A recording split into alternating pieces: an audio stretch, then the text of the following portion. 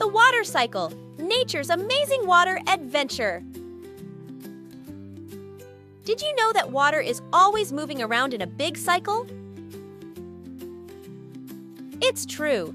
This cycle is called the water cycle, and it's like a never-ending adventure for water. The water cycle starts when the sun shines its warm rays down onto the earth. This heat makes some of the water in rivers, lakes, and oceans evaporate into the air. Evaporation is when water turns into invisible vapor. Once the water vapor is in the air, it rises up and forms clouds. These clouds float around in the sky, carrying water from one place to another.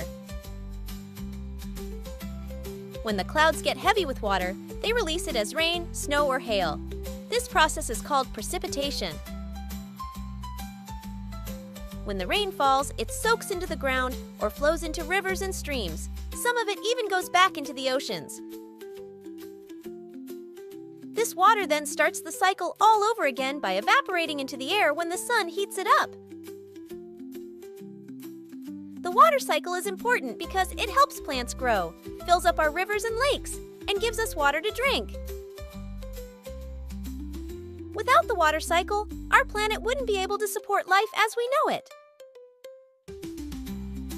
So, the next time you see rain falling from the sky or feel the warmth of the sun, remember that you're witnessing a part of nature's amazing water adventure, the water cycle.